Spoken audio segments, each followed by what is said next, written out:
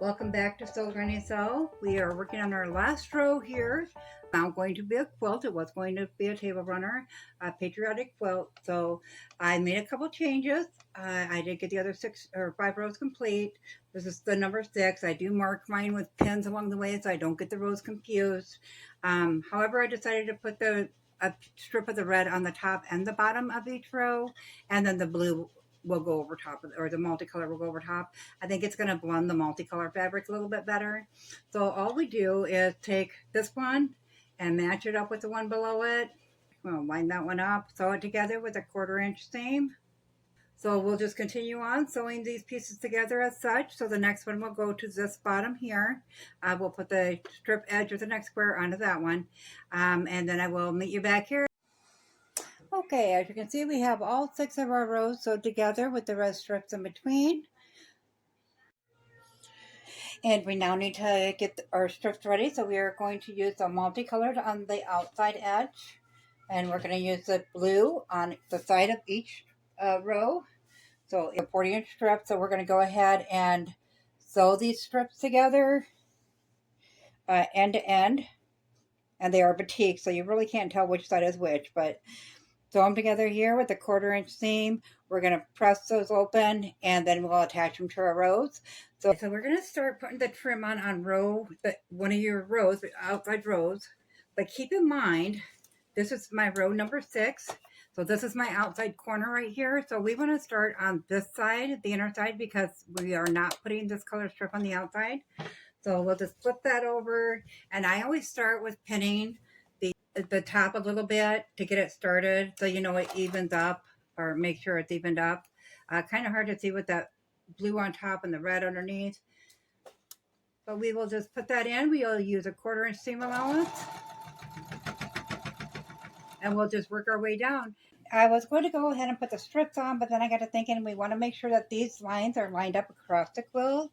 So how we are going to do that is we're going to line this up at the corner here. So we're going to take this and pin the corner where it's lined up at. However, we're going to line this one up. So when we fold this back, we want to make sure that this line is lined up. And I just put, to get the first one in, I just put a pin there and make sure it's going through right at that seam on both pieces.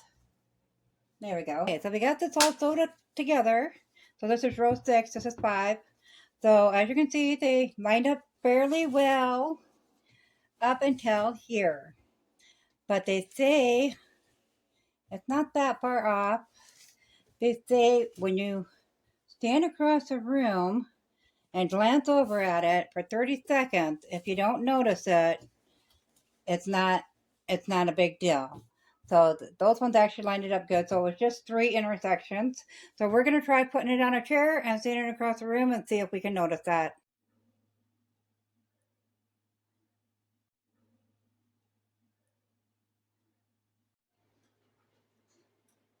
So our inner part of the quilt top is finished.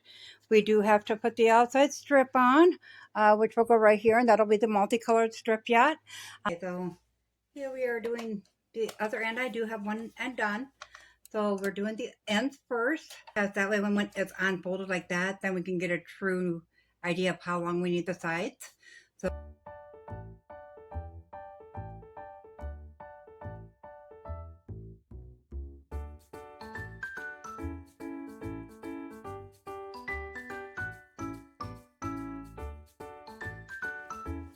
okay, so right here is where we have that seam. This would be the middle stripe. There's 3 blocks on each side. So I just centered it into the middle of that.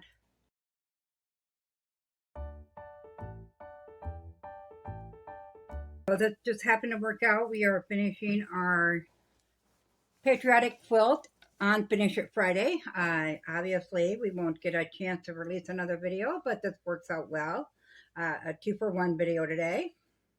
My husband made pancakes and eggs and sausage for supper tonight. I love having breakfast for supper. But we had some homemade strawberry jam on there, and that was so good on the pancake. So if you haven't seen that video yet, be sure to look for that strawberry jam one. That jam turns out really, really good.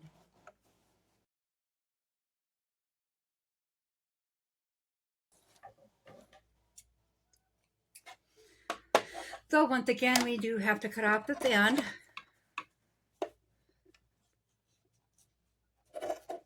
And I just kind of roughly cut it off for now until we get it ironed up.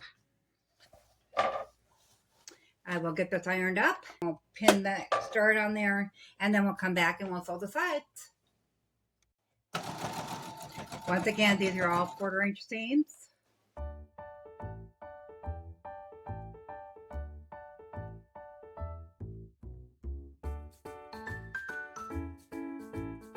We're back and ready to do this last side.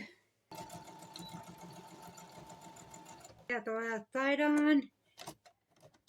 We'll bring this over to the iron board, get it ironed up, and I will show you what the finished product looks like. We will have to quilt it in on another time, but we definitely have a finished quilt top tonight. As you can see, we have the sides on. It is ironed. Excuse the sewing room. We are still getting it put back together. But as you can see, it did turn out quite large. There was no way that we could keep that as a table runner. We had just way too many squares for that. But it will make a very, very lovely 4th of July throw quilt. So if you haven't already tried one of these, go ahead. The whack and stack is really easy. If you make a mistake, nobody will know. You can just pretend like you planned it that way. Well, thanks for joining Soul Journey Sew in this 3-day long adventure. Heaven only knows what I'm going to get myself into next, but it took 3 days start to finish from design until at this point. Thanks for being. You guys have a great night. Make sure to hit that like button if you found this helpful. Bye, all.